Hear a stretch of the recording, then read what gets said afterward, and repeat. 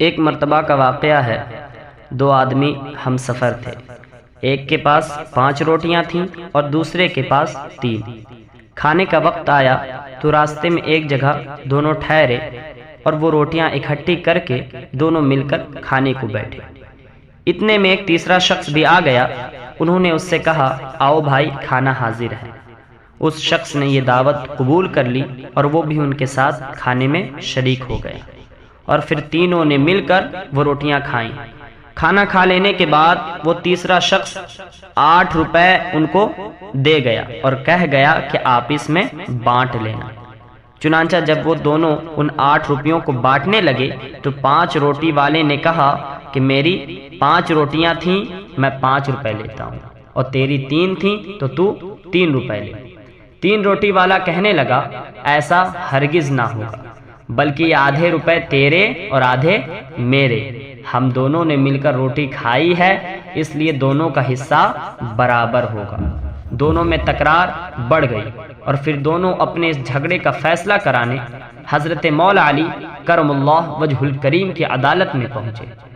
حضرت علی رضی اللہ تعالی عنہ نے سارا قصہ سن کر 3 روٹی والے سے فرمایا کہ تمہیں اگر 3 روپے ملتے ہیں تو 3 ہی لے لو، تمہارا فائدہ اسی میں ہے، ورنہ اگر حساب کر کے لوگے تو تمہارے حصے میں صرف 1 روپیہ آتا ہے۔ وہ حیران ہو کر بولا، 1 روپیہ؟ بھلا یہ کس طرح ہو سکتا ہے؟ مجھے یہ حساب سمجھا دیجئے تو میں 1 ہی روپے لے لوں گا۔ حضرت علی نے فرمایا، اچھا تو سنو، تمہاری 3 روٹیاں تھیں اور اس تمہارے ساتھی کی 5، کل 8 روٹیاں تھیں اور تم کھانے والے 3، تو ان 8 روٹیوں کے 3 ٹکڑے کرو تو 24 ٹکڑے بنتے ہیں۔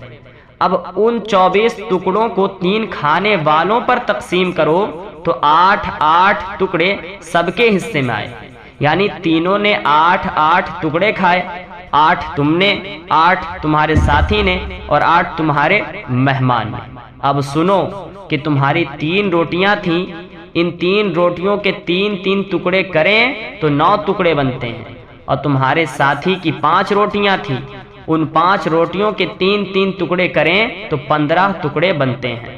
تو تم نے اپنے 9 ٹکڑوں میں سے 8 خود کھائے اور تمہارا صرف 1 ٹکڑا بچا جو مہمان نے کھایا، لہٰذا تمہارا 1 روپیہ۔